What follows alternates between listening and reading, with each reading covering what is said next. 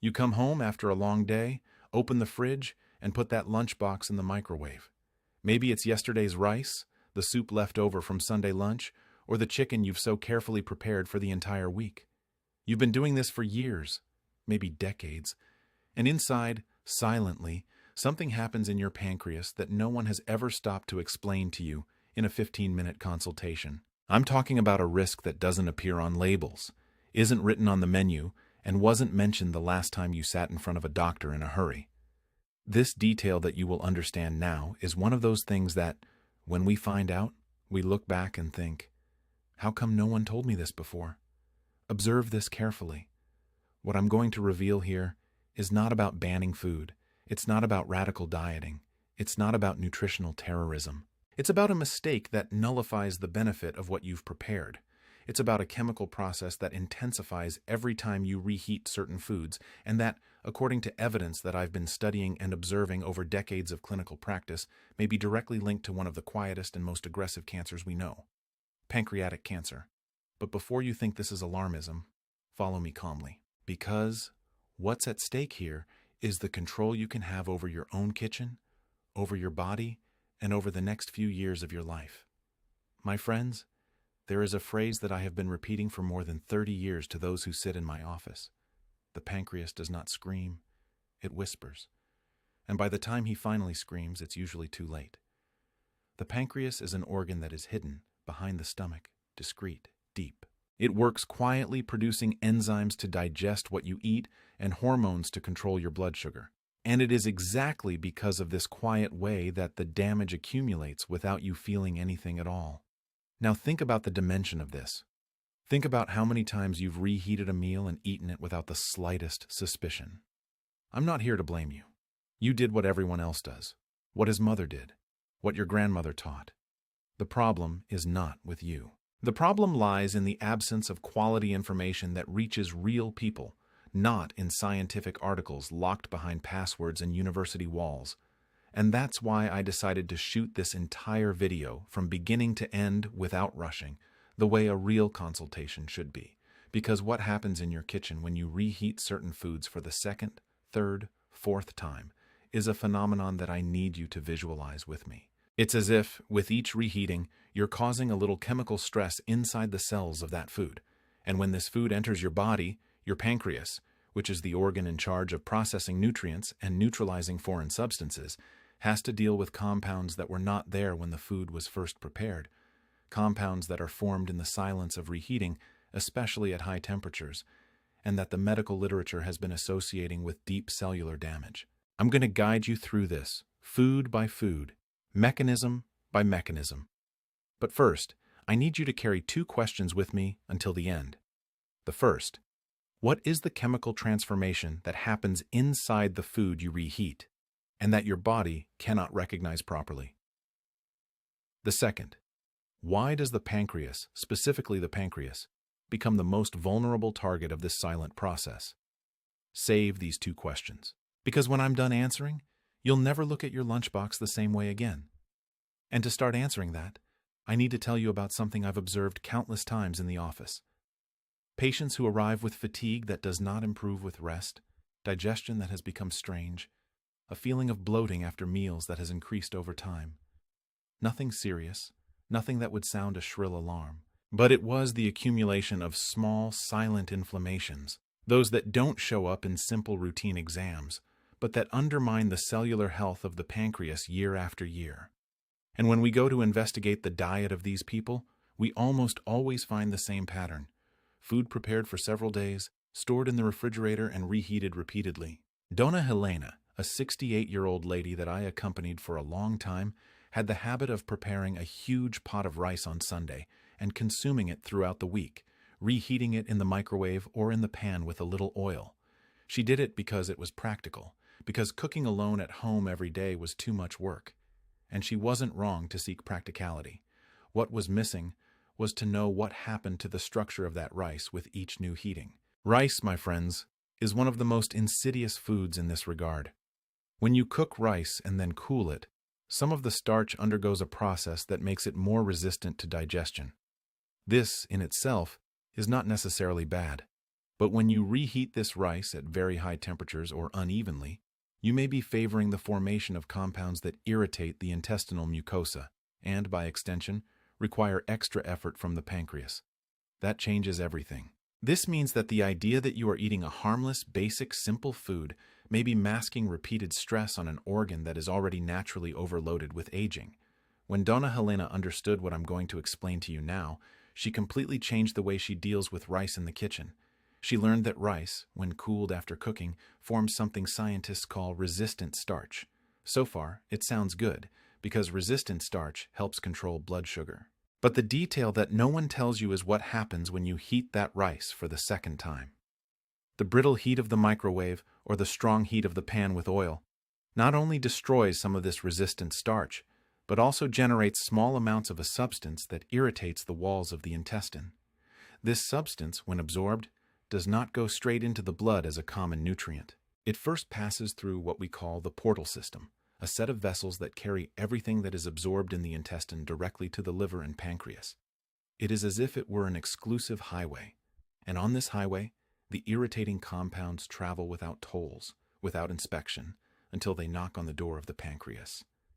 There, the pancreatic cells try to process what has arrived. But with each attempt, a small inflammation is generated.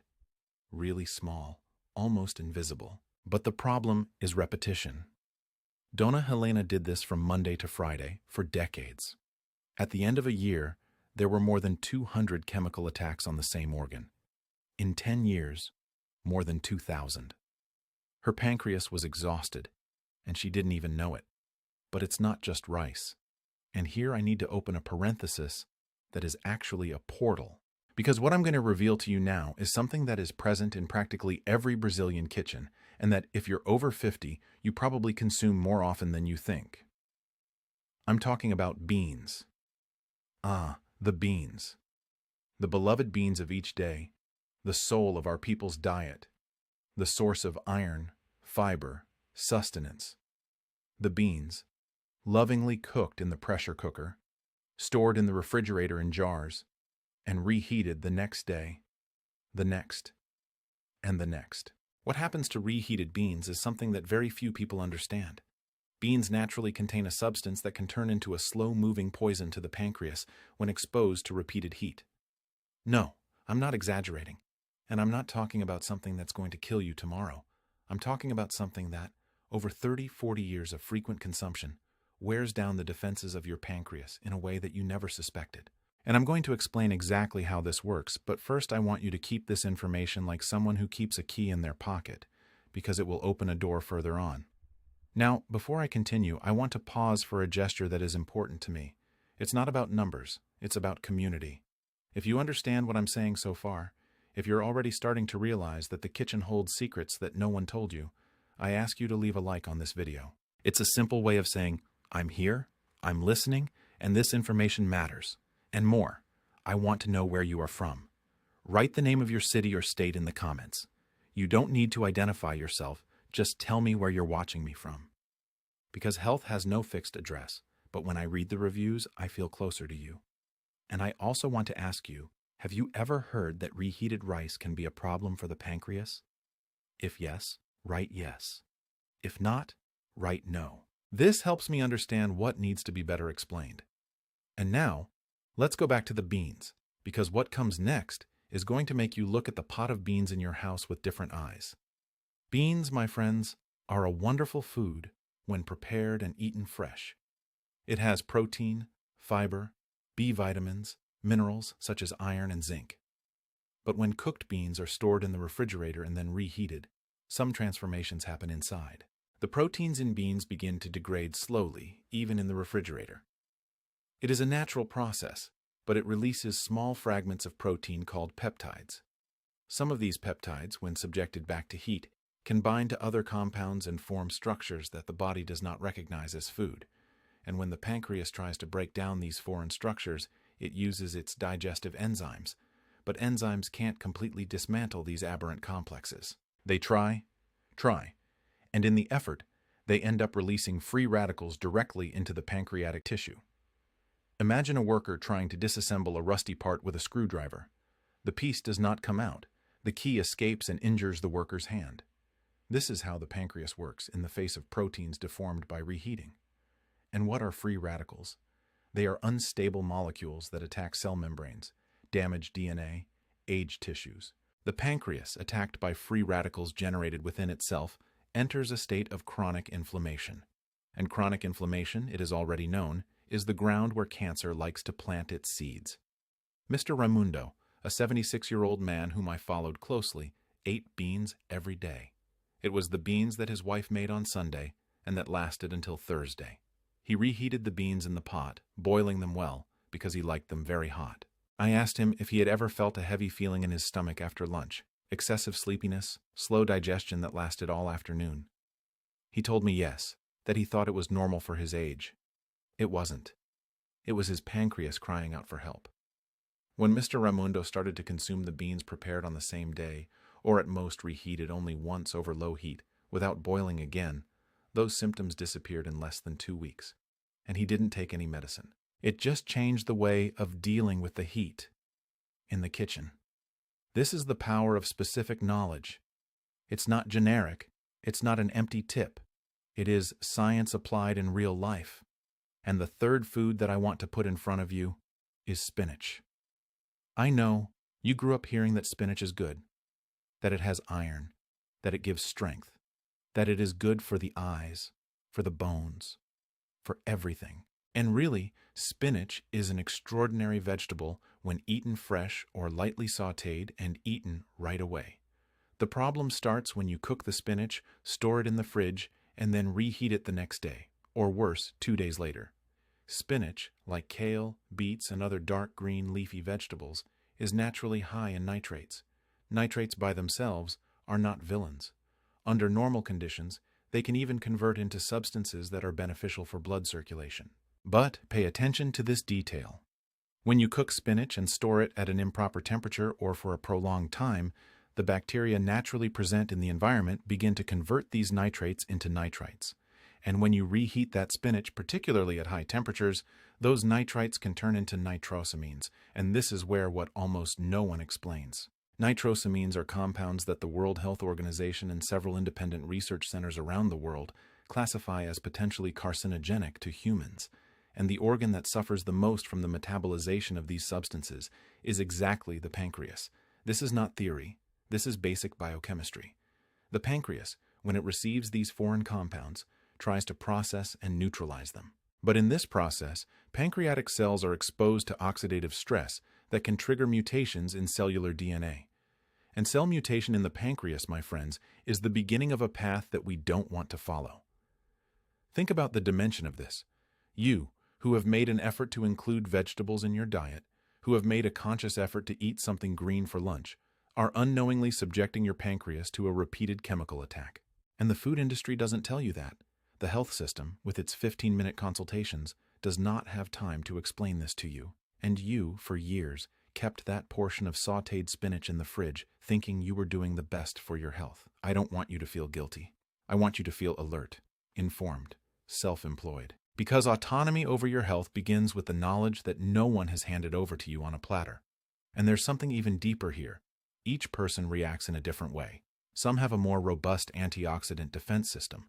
Others, especially with advancing age, already have a reduced ability to neutralize these chemical aggressions.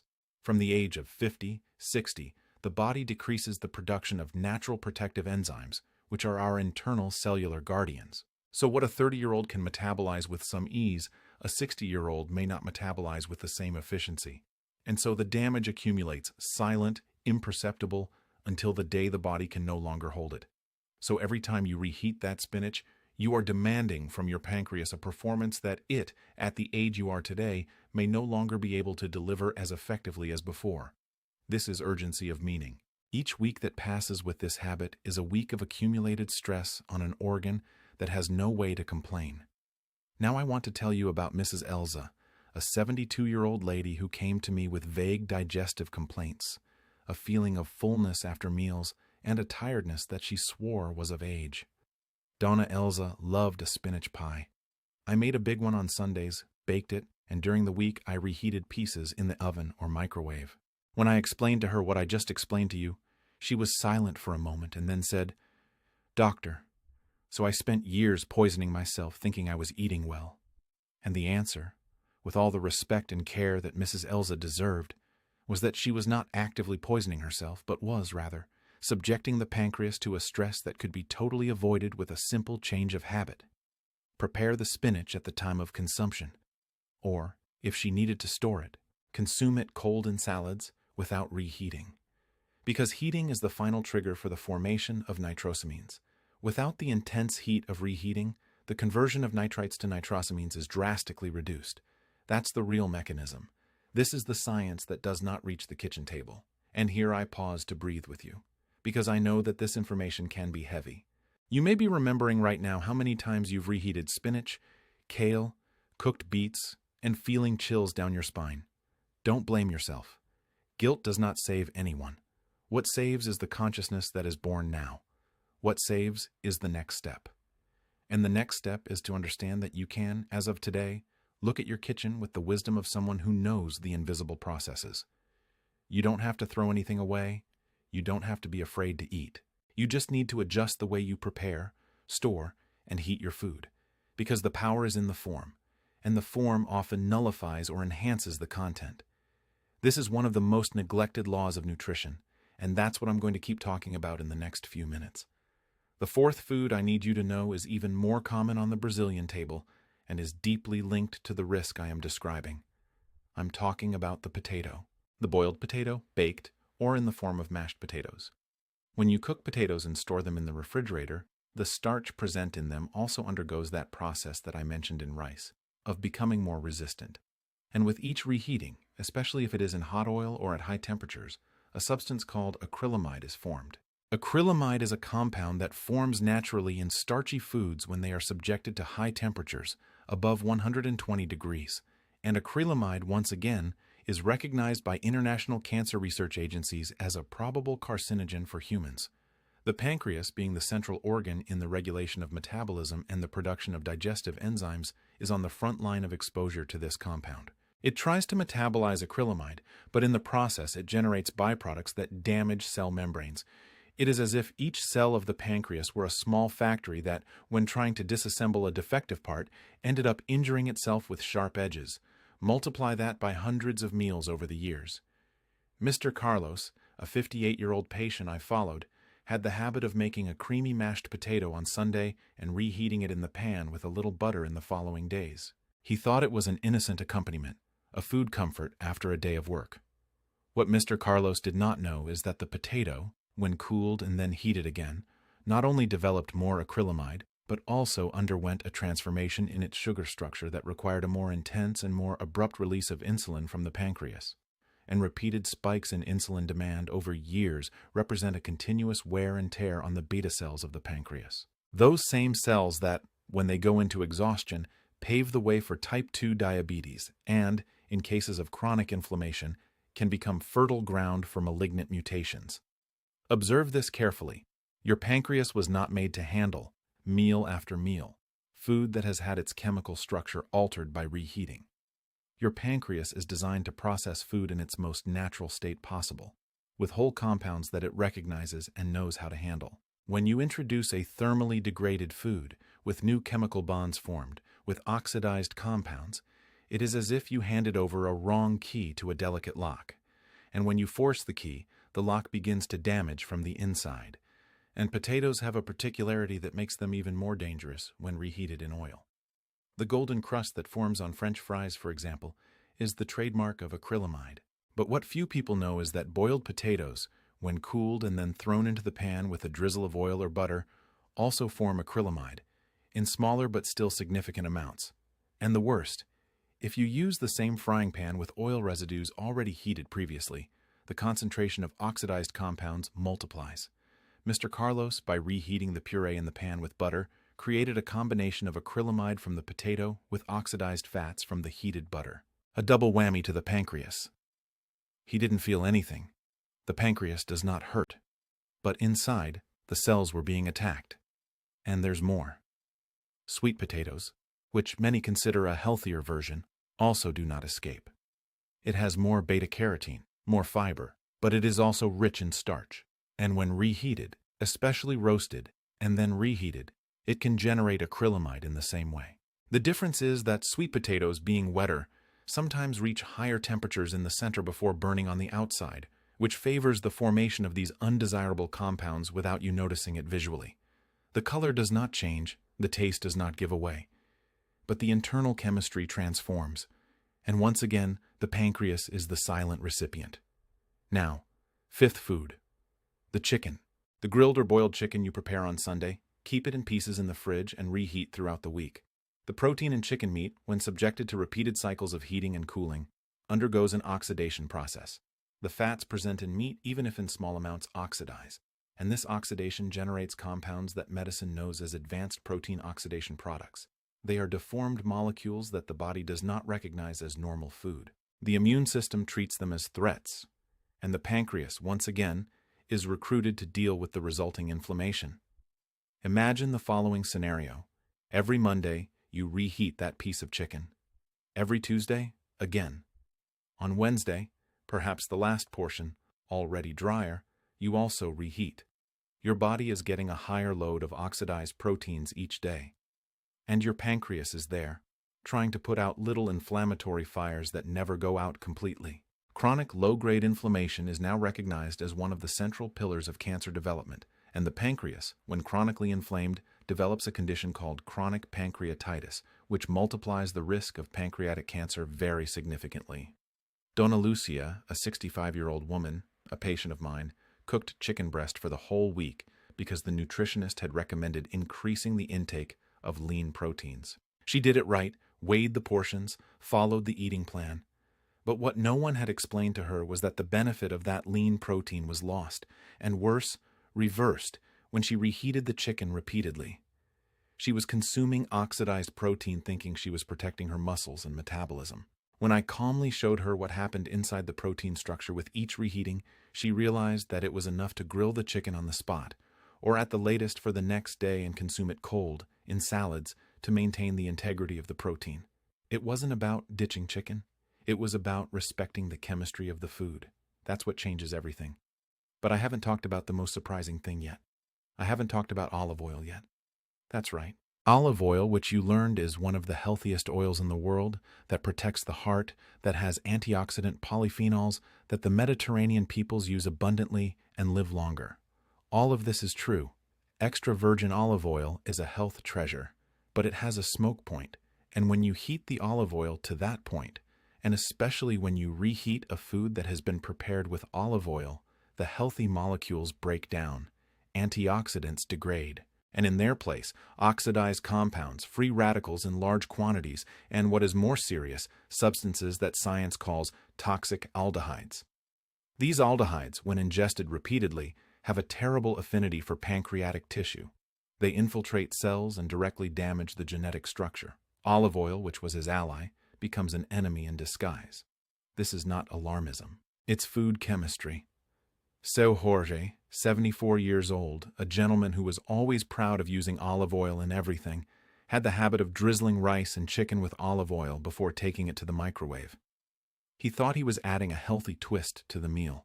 What he didn't realize was that the microwave, by overheating the oil along with the food, was generating exactly those toxic aldehydes in the very bowl that it would take to its mouth. And Jorge's pancreas for decades had been silently attacked by a substance that he himself introduced into his diet with the best of intentions. This is the cruelest betrayal. It's not what you do carelessly. It's what you do believing that you're taking care of your health, but that the lack of information backfires. Now I want you to visualize with me the inside of your body with the clarity that I always try to bring to those who listen to me. Imagine your pancreas as a delicate pinkish sponge full of tiny channels through which digestive enzymes flow. Every time you eat one of these foods reheated with the compounds I have described, it is as if you pour a mildly corrosive solution over this sponge. Once, she recovers. 2, 3, 10 times, it partially recovers. But over the years, the structure of the sponge begins to show points of fibrosis, small internal scars, areas where the cells no longer renew themselves with the same vitality. And it is exactly in these damaged, chronically inflamed microenvironments that cancerous mutations find the ideal scenario to settle. Pancreatic cancer does not come out of nowhere. It is slowly cultivated by years of repeated aggression that no one has taught to avoid. And what makes everything more dramatic is the difficulty of early diagnosis. The pancreas is located deep in the abdomen, behind the stomach, near large blood vessels and nerves. When a tumor begins to grow there, it does not cause pain immediately, because the pancreas itself has little innervation for pain. Symptoms only appear when the tumor is already large enough to press on neighboring structures, or when it has already metastasized to the liver or lymph nodes. Hence the importance of reducing any modifiable risk factors. And improper food reheating, believe me, is a modifiable risk factor that is totally under your control. Every day, in your kitchen. I'll give you one more example that marked me deeply. Mrs. Aparecida, 69 years old, came from a family in which pancreatic cancer appeared in 2 first-degree relatives. She lived in terror of the possibility of having the same fate. He had exams periodically, tried to eat well, but continued with the habit of cooking large quantities and reheating. When I explained this chain of chemical transformations to her, she changed radically. He started to cook smaller portions, consume food on the same day, and when he needed to save something, he prioritized cold consumption without reheating. Within a few weeks, she reported an improvement in digestion that she didn't expect. The swelling after meals decreased. The feeling of a heavy body when he woke up went away. And most importantly, the existential anguish of those who feel powerless in the face of their own destiny has been replaced by a sense of control, of protagonism. And that's what I want for you. Not fear. The control. Because fear paralyzes. Information, when well understood, moves. And I want you to move towards a more conscious kitchen, where the foods you choose so carefully in the market do not have their benefits nullified when it comes to going to the fire for the second or third time. Think about this when you prepare your next meal. Is it worth cooking for the whole week and, without realizing it, consuming compounds that silently attack the pancreas? Or is it more worthwhile to adapt the routine, cook smaller, fresher portions, and perhaps use the refrigerator to preserve fresh food and assemble quick dishes on a daily basis? The decision is yours, but let it be taken with the awareness that you now have. And there is one more piece in this puzzle that I cannot fail to mention: the water from reheating. Many people use steam, bain-marie, or put a little water in the pan to reheat rice, vegetables, chicken. And there is a detail that almost completely escapes. When you use the same water that has been in contact with the food for long periods, especially if the food has been stored immersed in its own broth, the concentration of nitrites, amines, and other byproducts may be dissolved there. By reheating with that water, you are further enhancing the formation of unwanted compounds. The ideal, whenever possible, is to discard the storage water and reheat it with clean, fresh water at a lower temperature and for less time. It is a small gesture, but it significantly reduces the chemical stress load on the pancreas. And so, we are closing a cycle of understanding that, I hope, is transforming the way you see your kitchen. Not as a place of danger, but as a place of power. Because when you understand what happens inside food, you become the guardian of your own health. You stop being hostage to generic advice and start making decisions based on deep and specific knowledge. That knowledge that, unfortunately, the rush of the offices suppressed. But here, in this space I created, I make a point of giving it in full. Now I want you to imagine Mr. Antonio, a 70-year-old man, widower, who lives alone and who learned to cook after his wife passed away. He made a pot of vegetable soup that lasted 4 days. In his mind, that soup was the epitome of healthy eating. Carrots, chayote, potatoes, spinach, shredded chicken, all cooked together with love and memory of the wife who had taught him. He reheated the soup every night in the same pot and consumed it with the feeling that he was honoring her memory and taking care of his own health. When he understood that the spinach and potato in that soup, when reheated night after night, were generating nitrosamines and acrylamide that attacked his pancreas, he was silent for a long minute. Then he looked at me and said, "Then I'm going to have to learn to cook in a new way." And he learned. He started to make soup in quantity for a maximum of 2 days, to freeze raw portions instead of cooked, and prepare them on the spot. Within 3 months, his liver and pancreatic function tests, which were already showing signs of mild inflammation, were back to normal. Mr. Antonio did not take any new medicine. He only changed the way he dealt with the heat in the kitchen. This is what makes me believe every day that the most powerful medicine is the one that explains, and not the one that only prescribes. And what I'm going to tell you now may sound simple, but it's of a depth that I'd like every person over 50 to carry like a silent mantra. What you take out of the fridge and heat today may be forcing a lock that one day will no longer open. The pancreas has no reset button. The liver regenerates itself to a certain extent. The skin is renewed, but the pancreas has a limited ability to cope with repeated aggression. Each pancreatic cell that dies or transforms represents a piece of function that you lose. And full pancreatic function is what separates an old-fashioned, comfortably digested, and sugar-stable old age from an old age marked by frail diabetes, nutrient malabsorption, and the increased risk of cancer we're discussing. I want to be very clear on this point. I'm not saying that every reheated food will inevitably cause pancreatic cancer. That's not it. What the evidence suggests, what decades of clinical observation show me, and what the physiological mechanisms indicate is that the risk increases with frequency, with rewarming temperature, with the number of cycles, and with individual susceptibility. There are people with stronger protective genetics. There are people with more efficient cell repair systems. But you, who are over 50, need to know that your repair system is not the same as when you were 20. And this is natural. It's part of aging. But that's exactly why you need to be more judicious, more careful, more informed. Not to be afraid to eat, but to eat smart. And food intelligence involves understanding the 5 foods I highlighted: rice, beans, spinach, potatoes, and chicken. And olive oil as a 6th element that deserves extra attention when subjected to heat.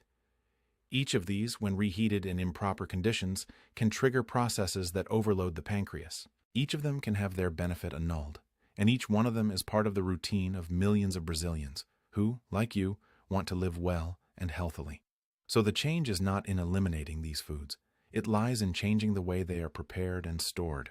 Cook only what you are going to consume on the day, or, at the latest, the next day. If you need to store, store in separate portions, in glass containers, and consume cold, at room temperature or slightly heated only once, avoiding very high temperatures.